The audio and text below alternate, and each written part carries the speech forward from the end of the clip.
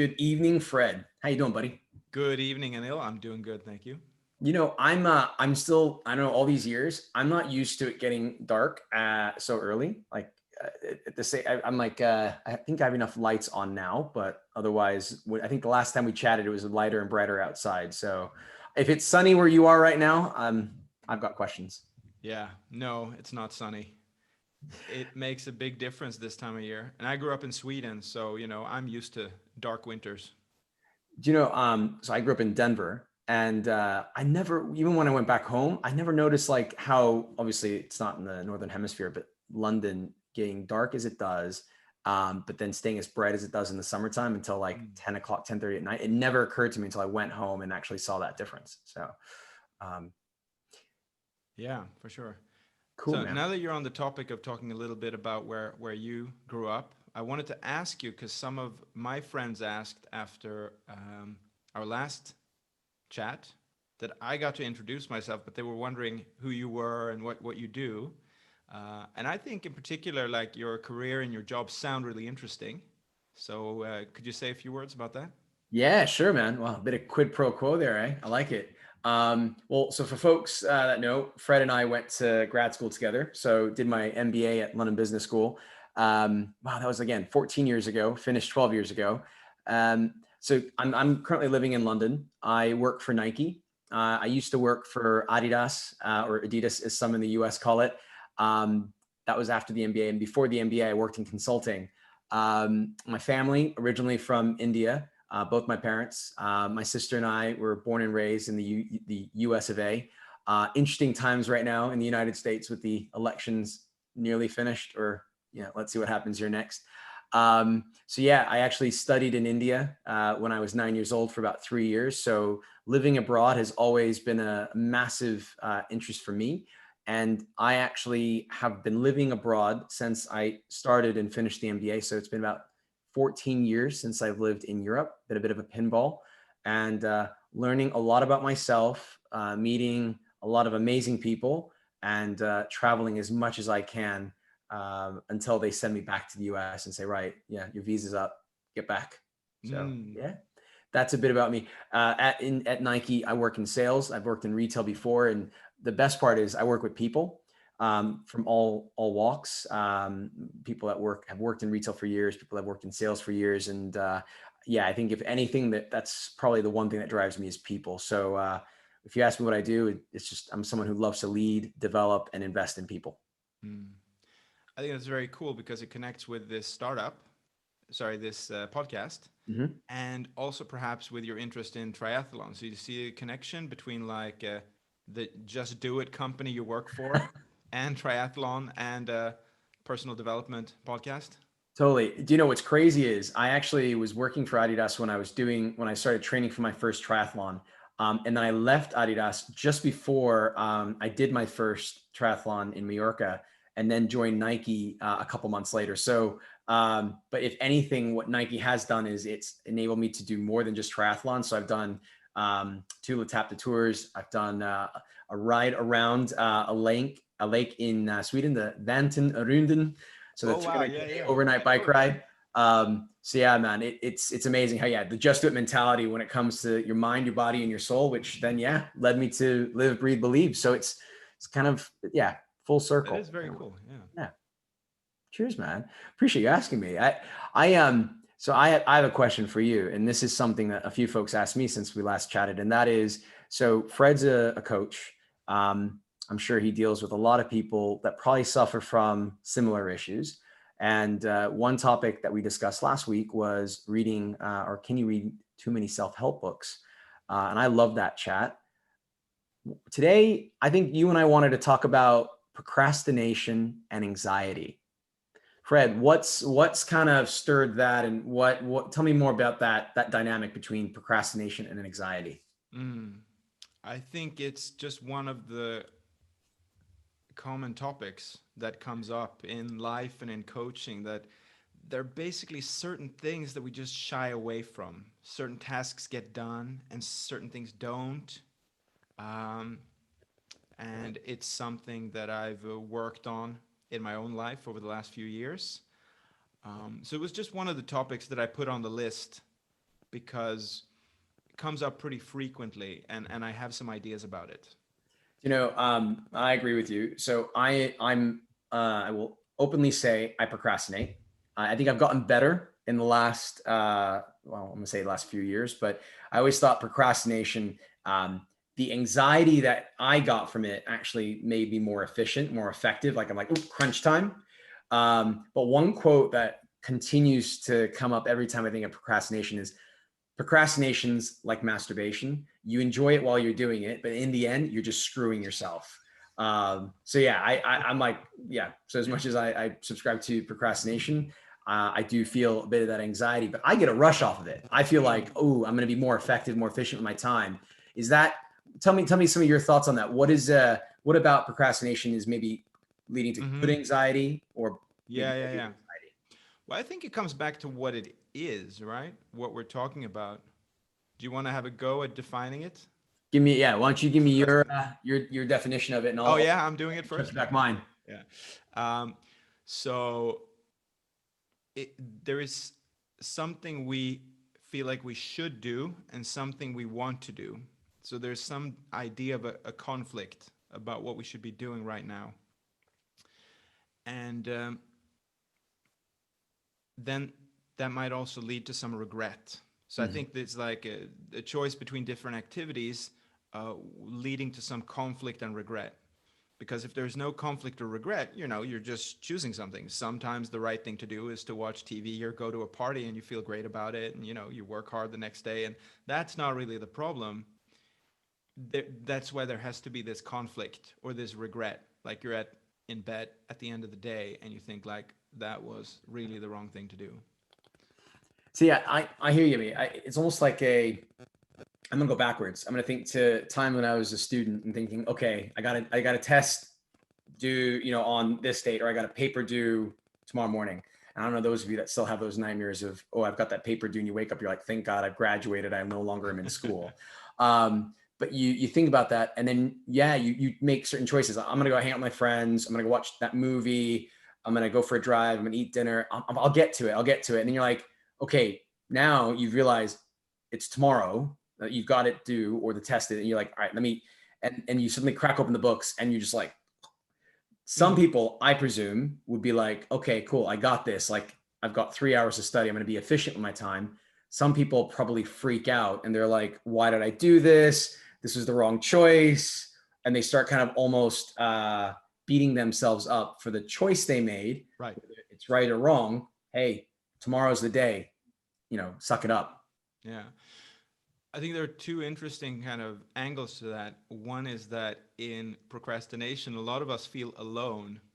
Sometimes someone will confide in me like they have this secret, and I just laugh because everyone has it. Everyone brings this up at one point or another, um, and especially if you broaden it a little bit in terms of some people just struggle with like the productivity side, and exactly as you say, the classic university case of like not writing the paper or not preparing for an exam, and some people are very good at that. So you said some people don't beat themselves up about it, Mm-hmm. like that can be nice. Some people are very good at doing it, but very few people do it, with everything in terms of they don't have fear, they don't have a comfort zone at all. So they might be good with deadlines and stuff, but they put off conversations or they put off um, handling their health or nutrition, kind of things that don't have a deadline and it's not a specific project. And so I think that all kind of fits in there. And if you broaden it that way, then you really, it's relevant for even more people, even the on paper productive ones. Let's explore that, because I agree. I think procrastination isn't just a paper or an assignment, because that, yeah, you're right, that can come and go. But I love how you just said it's just putting it off, Hmm. right? So whether it's that diet, whether it's that run, whether it's that cooking that meal, you're kind of almost delaying it. You're postponing it for whatever reason. Yeah. Can I just ask you, just from your experience, like, why do we procrastinate? Mm. Why do we Yeah, yeah. put things off? So I think the answer that comes up most often is that, there is this kind of division. We do have conflicting wants and desires. And it's about instant gratification and feeling good now. It's about, planning and achieving something and reaching our goals. And we want these different things. That kind of framework comes up pretty often, I'd say. What doesn't come up is why we find it hard to do certain things, Mm-hmm. and in particular, the feeling that we have inside our body, which I think, that's why I relate it to anxiety. There's something we avoid because we don't like how it makes us feel inside. Um, and that was the solution that was given to me a few years ago when I was seeing a therapist, and she brought this up, like, maybe you suffer from some anxiety. And my reaction was, no, I don't think so. If you'd asked me, or probably the people around me, they said, no, I'm not anxious type or something like that. But I started thinking about it, and the point was, I was so good at avoiding the things that would make me anxious that I Mm-hmm. didn't even get near them. So I didn't actually even experience the anxiety. And I used an app called Unwinding Anxiety by Dr. Judson Brewer. He's a professor in the US. Mm-hmm. And it was a mindfulness-based approach to dealing with anxiety. And that helped me, like in a month, get rid of my anxiety and procrastination. I love that idea of feeling anxious. And I'm gonna maybe kind of relate it to myself, where something my sister and I talked about growing up is we don't like feeling comfortable being uncomfortable. Mm. So if we know we're about to engage in something that's going to make us feel uncomfortable, we don't like that. Whether it's a tough conversation with someone on your team, a friend, a peer, a parent, a sibling, you're almost like, oh, and to your point, and you suddenly, I mean, I'm no biology expert in terms of like what goes on in the brain that causes that, but you're suddenly gonna be like, ooh, that anxious feeling, I'll deal with it tomorrow, or I'll Yeah. deal with it later. Mm-hmm. Or to your point, I'll do something that makes me feel good, and Yeah. hopefully after I feel good, I'll be more comfortable to feel uncomfortable. So I'll go grab that brownie or have that cookie, Mm-hmm. as that, like, that reward, that, ooh, in order Right. to, that biscuit to incentivize me to have that. Tell me more about you, and how have you kind of dealt with or experienced that anxiety? What have you done to prevent yourself from procrastinating, or the other way around? Mm-hmm. How have you handled procrastination? Yeah. So for most of my life, I've handled it very poorly. You I know, love the I honesty. have all the classic things of like not wanting to do my taxes, and putting off the paperwork and those kind of things that are just so common. That's why I wanted to mention it specifically as well.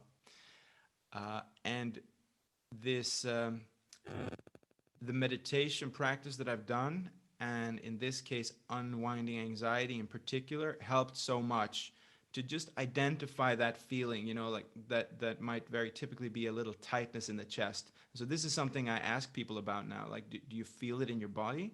And they go, no. And then they go, yeah, actually I do. There's a tightness in my chest.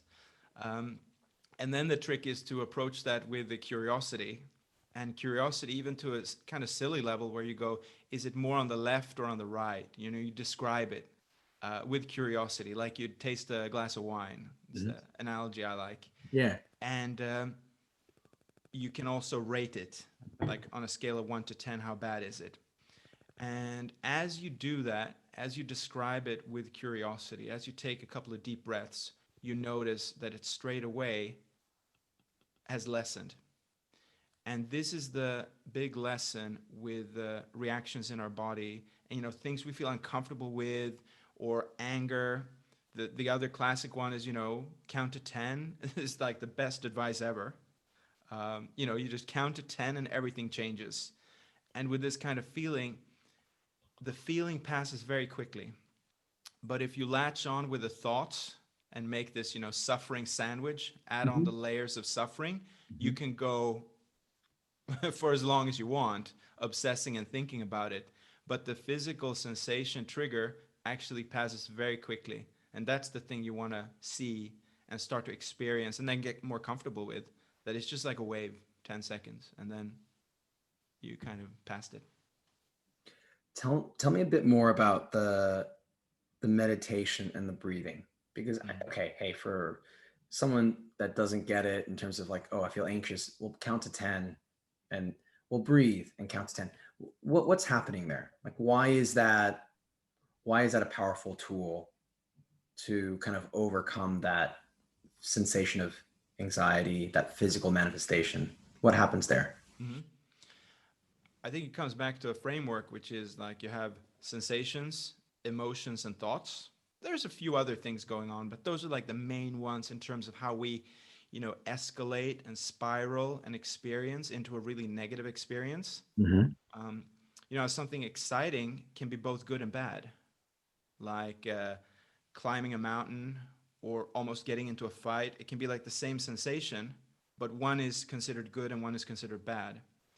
And those are what we add in terms of like emotional baggage, what we associate it with, what kind of thoughts it triggers. So the curiosity and the physical sensation undresses that, and Mm-hmm. simplifies everything. The sensation is just a sensation. When you fall and hurt your knee, it just hurts a little bit. But then we're very inclined to look around to see if someone saw us, if we also embarrassed ourselves. And that's the thinking, then the ego and the thinking, and we can start beating ourselves up like, I always do this, I'm clumsy, blah, blah, blah. So it's about being curious about the physical sensation, and that kind of undresses the whole thing and simplifies it and says, this is just a sensation.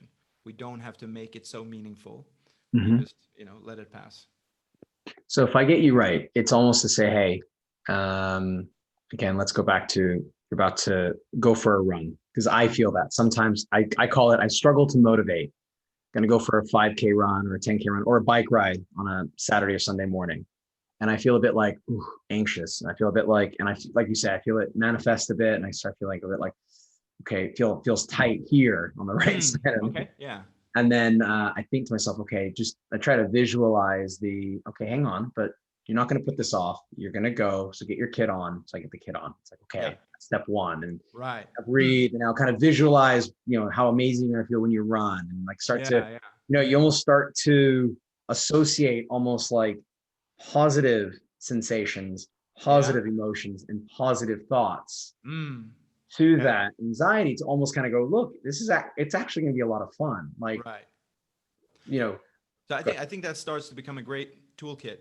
So the first part might be to just like sit down mm-hmm, for 10 seconds and mm-hmm, go like, oh, it's happening. Let me see what's going on. And mm-hmm, be curious about it and really go into it. And then the second part, which you mentioned, which I think is great, is you can pump yourself up. You can think, it's going to be great afterwards. Because that's the thing with all these things. Afterwards, like, oh, it wasn't so bad. It was actually quite fun. And that's the weird thing about this mental hurdle. Like we just build up this wall of bricks in front of us, rather than not doing that and thinking, how good you're going to feel. You've done it hundreds of times. Once you get going, it's great. Afterwards, you feel great. And so you get into that space instead. And it relates to a framework or kind of a set of games that I like, which is about like treating yourself as a robot or a puppy or a friend. okay, hang on, go in on that. Yeah. Is Yeah, it keep weird? going. Yeah, I'm Yeah. just trying to like get the relationship amongst the three, but go Yeah. ahead. Yeah. Yeah. So what would you do? How would you make yourself do this if you were a robot? Okay.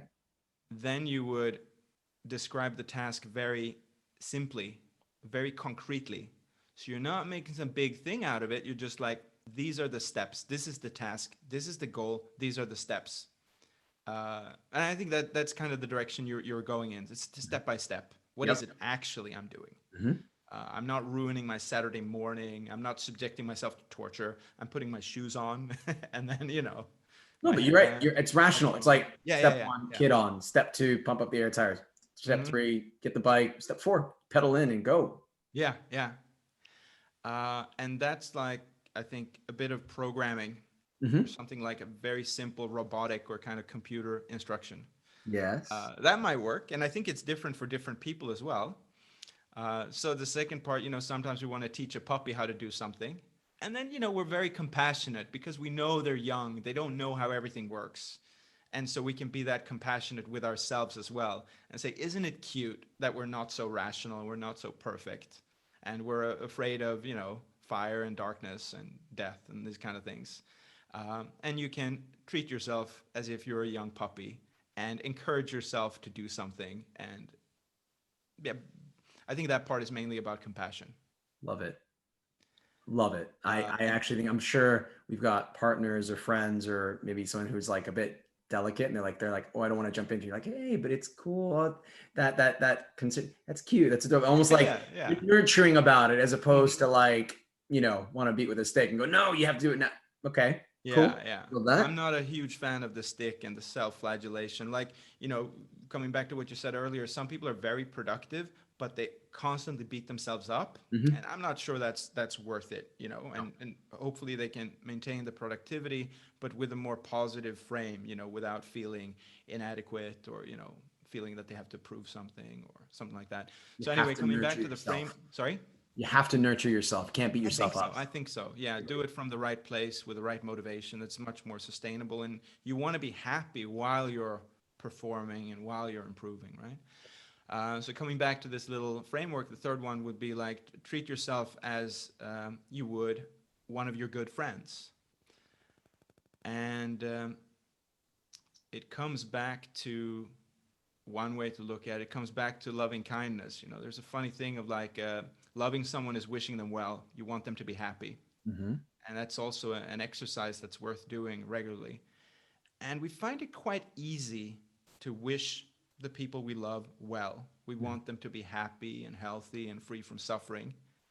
And then we turn that on ourselves, and people kind of go, oh, not sure I can do that. And it should be the same. Like, I wish myself well. I wish that I was happy and healthy, and successful, and free from suffering. And in this case, what would I tell a good friend that I cared about? Like, look, you get to do this later. Yes, it's fun, but really, you told me that you want these things. Isn't that true? You want to achieve these things, you want to do it. So, maybe we start there. You start small today, just get started, and then we celebrate a bit, and then we continue tomorrow. Uh, that's how we should treat ourselves, kind of as our best friend. That's the story there.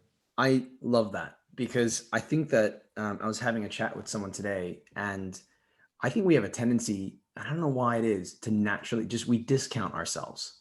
It's kind of like, no, you deserve that, but I don't deserve that. Yeah. Or this is good for you, but for me, ooh, I don't know if I deserve that, or if my plight is as good or as bad as yours. And I always say the expression, we should be not our number one critic, we should be our number one cheerleader. Yeah. And like you said, give ourselves that love and kindness that we would, it's kind of funny, we say treat others as you would treat yourself. Like, I feel like we Yeah. treat others better than we treat ourselves. It's like, what's going Exactly. wrong there? Treat Uh, yourself as you would treat others. yeah, no, exactly. Flip it around. It goes both Yeah. ways. And I think we tend to underestimate that. Yeah. And especially when it comes to a feeling of anxiety, because I think Yeah. you're right. We'll end up going back to beating ourselves up, Mm. thinking less of ourselves rather than hang on, give yourself a cuddle, give yourself a hug, give yourself Mm-hmm. some love. So I love it, mate. Treating yourself as a robot, as a puppy, or the way you would with the same loving kindness to a good friend. Love that.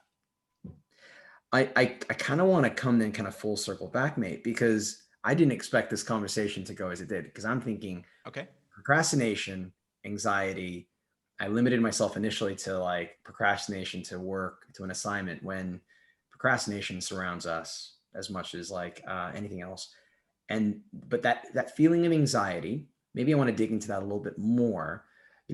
Something we chatted about last time was about fear, right? I'm afraid. So I'm reading a book to put off, like you suggested, go pick up a golf club. If you want to learn golf, go pick up a golf club. Don't stay at home sitting, reading a book about golf and how to golf. No. But there's that fear. There's like something like that. You feel anxious, like I might embarrass myself in public. Trust me, if anyone wants to feel better about, themselves at a driving range, take me with you, because I'm that guy that like knocks the ball just like literally like not even a meter past the tee.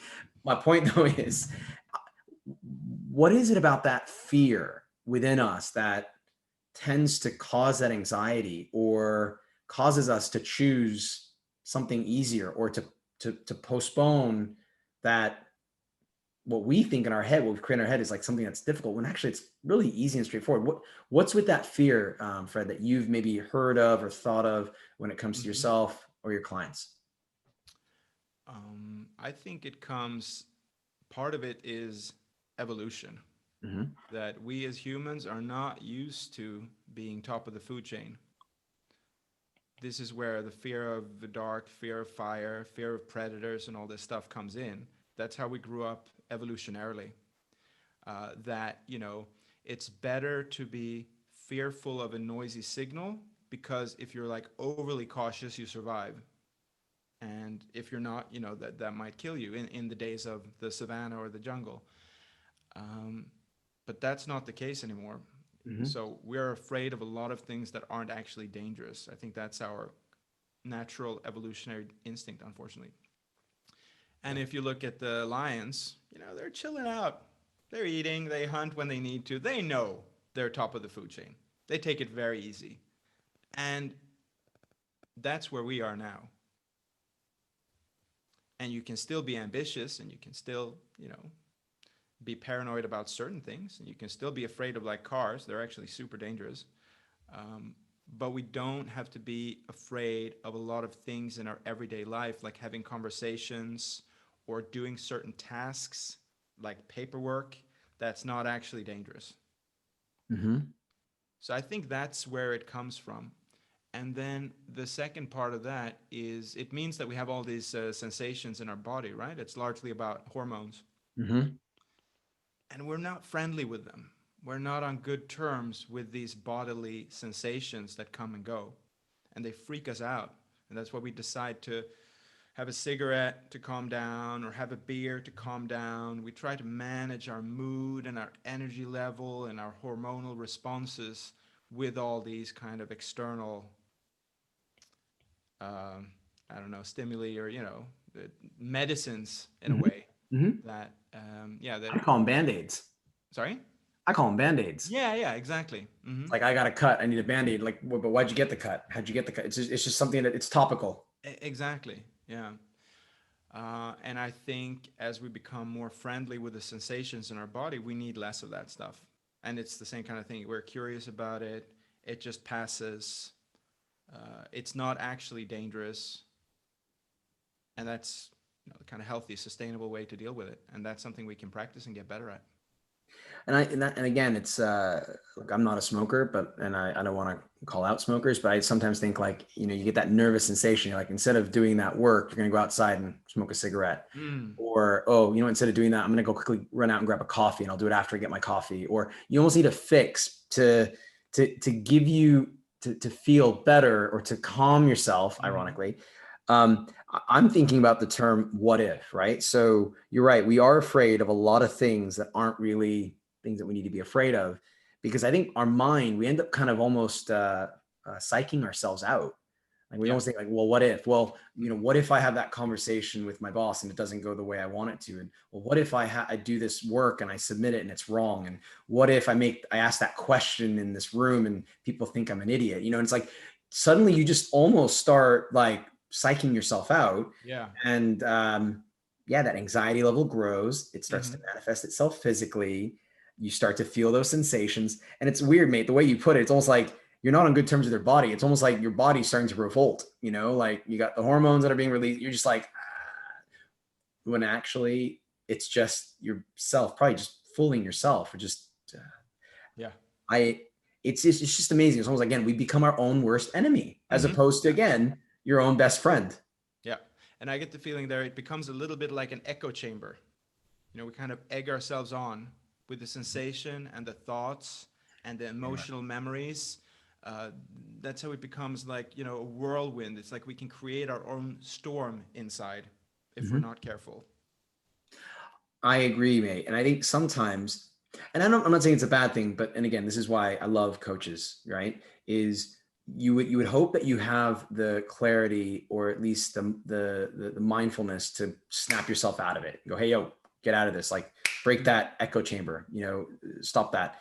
But you need to turn to someone who's looking out for you in your own best interest if you're not going to do that. And that's a coach. And I sometimes, if I spoke to you, speak to my coach, I go, hey, I'm thinking this and I'm in my head. And the analogy I use is almost like, I'm like a cat that's playing with a ball of yarn. And I'm like suddenly starting to pull the yarn and I tangle myself, and I need a coach to almost kind of help me go, oh, calm down, breathe.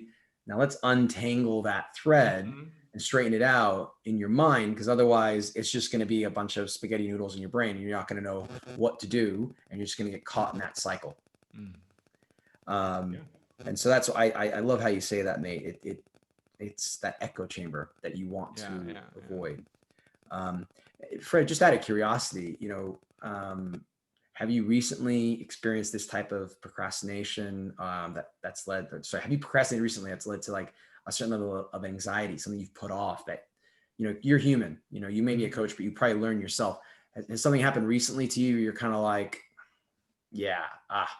caught myself, or I didn't catch myself. I should be taking my own medicine. Yeah, all the time. I think there are things big and small, where it happens. And at the end of the day, I'm like, hold on, why didn't I do that this afternoon? I said I was going to do it, and I didn't do it.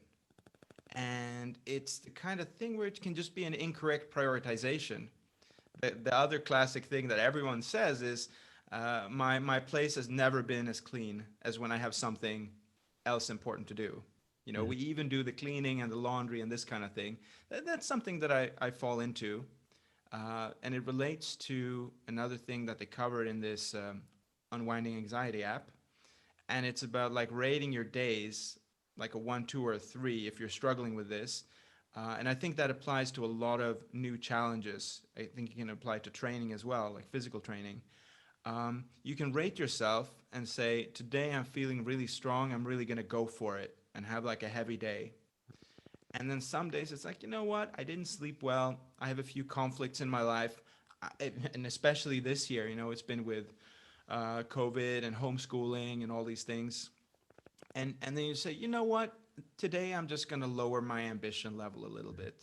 And so that's where it's at for me in terms of at the end of the day. I think I actually put something off. I did something less important. I did a little bit too much cleaning up. But maybe I'd do it differently tomorrow, or maybe it was okay because it's like a lot of stuff going on now. So I'll give myself a break. That's fair. I think I go back to your earlier point when you said it's about having that curiosity about that feeling and being aware of, I call it like your petrol gauge. How am I feeling today? Mind, body, soul. If my petrol meter is low, I need to go easy. If it's high, I've got the ability to have higher ambitions or take on more. Because if you start to operate on fumes, just like your car, you're going to sputter, you're going to struggle. And I think that's why it's important for us to, whenever you're dealing with a choice, you might need to just ask yourself, okay, hang on, I'm putting this choice off. Why am I doing that? Why am I feeling that way? Okay, there's actually a genuine reason. I'm just not in the right headspace for it, or physical space. I'm not putting it off. I'm going to get some energy back to do it later or another day. Is that fair? Yeah, I think that brings up a couple of interesting things. One is, conscious decision making. That we can sometimes tell ourselves that some things are very important, beat ourselves up for not doing them when they're actually not that important. That's the other side of it. So to make a conscious plan and to say, like, look, I'm just going to focus on the important stuff. And it makes me think of a couple of things. One was extremely liberating. A few years ago, I confided in a friend and I told him, like, look, there's this thing, I've been putting it off and I'm not doing it. And he just laughed and he said, well, maybe it's just not that important. Fair. And Genuinely. the whole weight of it just fell off. And that's something that I try to do to myself now as well, to kind of lighten it up. And if it feels less important, it turns out it's actually easier to do it. The other thing you can do, which is similar, is to surprise yourself. If there's something you don't want to do it so quickly that your body doesn't even have time to react. So this is also kind of game you can play with yourself that I think works. I agree. I do that sometimes with my runs. I'll be like, just go out, just Yeah, start yeah, running real quick, put on a great music or something. I was actually chatting with a buddy of mine the other day. He's like feeling a bit demotivated to do some of the work he had to do. And I was like, if I get demotivated to go out for a run, I'll put on like a song like Eye of the Tiger or Hearts on Fire, Rocky IV. yeah. Hold all jokes, hold all laugh. But and suddenly I see like Rocky going out. And I'm like, okay, I want to feel that pump. I want to, like you said, I want to pump myself up. Yeah. So just go do it quickly. Come on, or just go knock it out, and it'll be done, and you'll feel better for it. And then suddenly you'll ride that wave. Ooh, if I can get that done, I can get that done. It's Yeah. it's finding a way to let that effect multiply. Mm-hmm. No, I agree. I kind of want to take us full circle. So a couple thoughts, and Fred, just to kind of wrap up on this area in terms of some of the things people can take away. So, one, from my side, at least what I'm taking away is one, being aware of the choice you're making. Are you putting it off because it's something that you're anxious about, you're uncomfortable about, you don't want to be, you're not able to be comfortable being uncomfortable. You don't have the energy level, so you're being aware of how you're feeling. The second thing I'm taking away, and I love it, and I don't mean to steal your thunder, is treating yourself like a robot, a puppy, or a good friend. Like I'm actually going to steal from that because I know, because I think I don't know if I can treat myself like a puppy, but I should definitely treat myself like a good friend because I am quite robotic at times, even with, and I might even need to approach it differently with friends. Like if they're like, oh, I need to do something, maybe not be robotic with them. Maybe if it's okay, treat them like a puppy and kind of help them, be compassionate with them. And third thing I'm taking away is, trying to snap out of that echo chamber and avoiding that effect that can kind of almost cause you to spin. Yeah. And I am going to look up this avoiding anxiety app because I think unwinding. Sorry? Unwinding anxiety. The unwinding anxiety app. Yeah. Cool. Perfect. Dr. Judson Brewer. I'm pretty sure his name is. Cool. Okay. I think he's done like TED Talks and stuff where I've seen him. He's got some video lectures and stuff like that. Cool. I think he's a great teacher.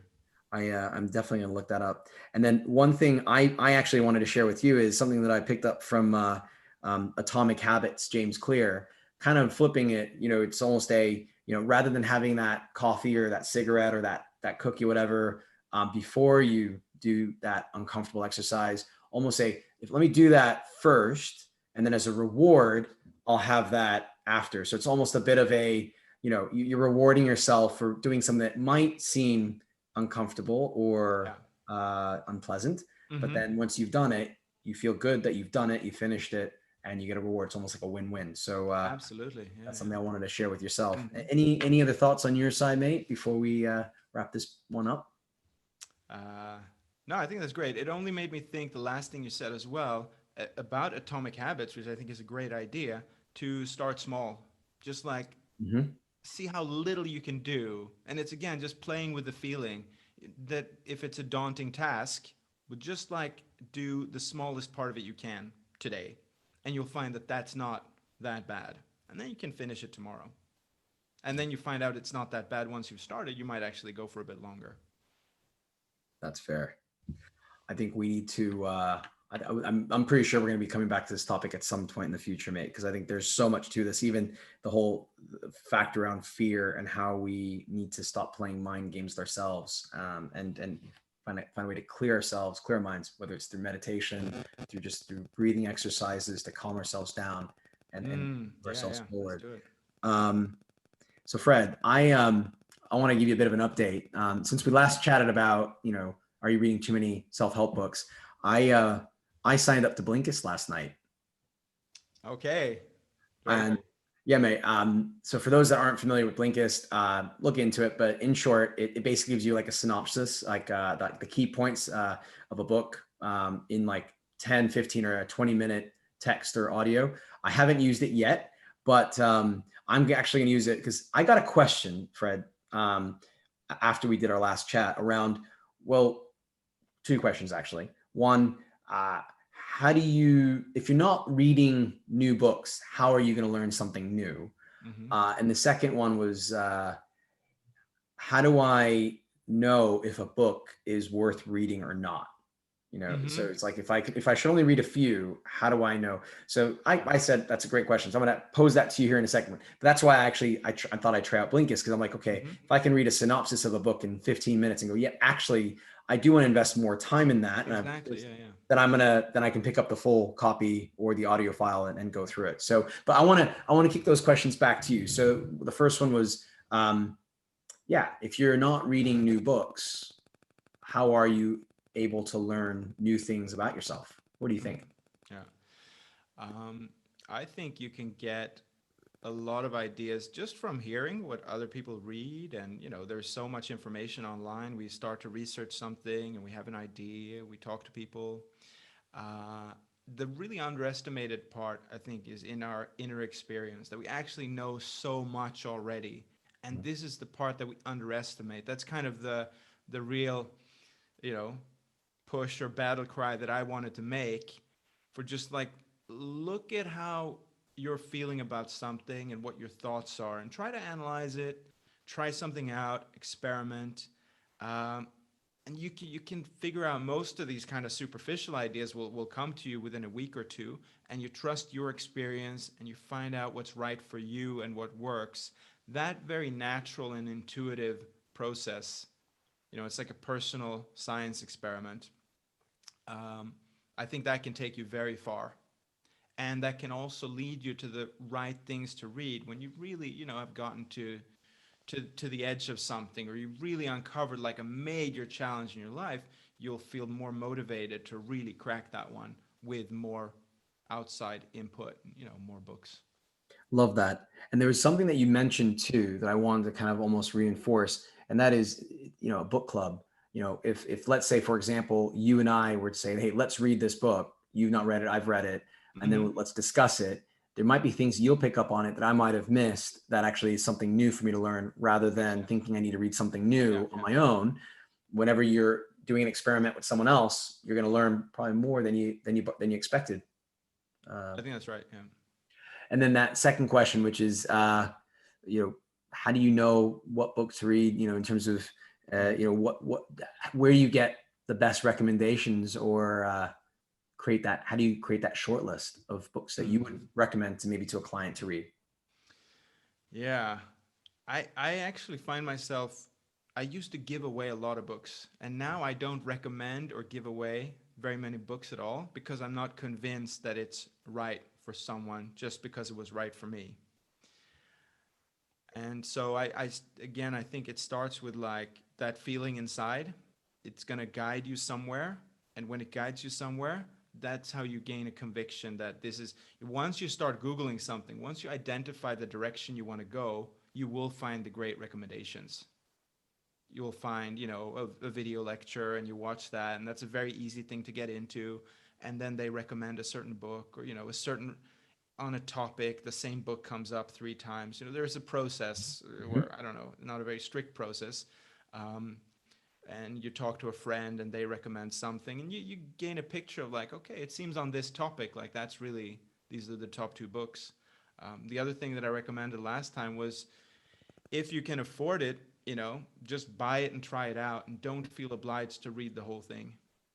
And I think Blinkist might be a good option there as well, to, save some time and not feel obliged to get into the details of everything, but um, to just take what you need to bring yourself forward. And again, like, most of that I think comes from inside, like we already know. I love that. It goes back to the start of this chat, knowing yourself, being curious. So we typically will ask questions because we're curious outward. Sometimes just need to ask the question inward, and then we have to trust the answer that we're hearing or giving ourselves inside. And that could be, do I really need to read that book? Probably not. Or do I really need to learn about that? Because is that really of interest to me? Or am I just reading it or getting into it because someone else is and I want to fit in? Or do you know what I mean? I think it's just, Mhm. you're absolutely right, mate. It's just really listening to yourself long enough to know whether that's the right investment of your Yeah, time yeah. or not. So I got some feedback as well after our last session, a couple of interesting one. They're actually both about entrepreneurship. One was from a very successful entrepreneur, and he was so proud of how little he reads. So he really liked it, because it validated something that he already, had bought into. Nice. And he had this thing where people read in order to copy other people. Mhm. There was something about like copying and making excuses at a superficial level rather than doing the work and kind of finding your own path. Mhm. And that relates to the other comment, also from an entrepreneur who said that it reminded him, our talk about books reminded him of how people approach entrepreneurship. And the expression he used is, some people hide behind the starting blocks. And I thought that was a really nice expression. Yeah. And, they go to the networking events and they talk about starting a company, and they do all the stuff around, but they never get stuck into it. And so there is this thing of like doing it or just do it versus reading about it, preparing for it, and as he put it, hiding behind the starting blocks. And I really like that expression, and that's something that's going to stay with me. Don't hide behind the starting blocks. I love that. Hiding behind the starting blocks.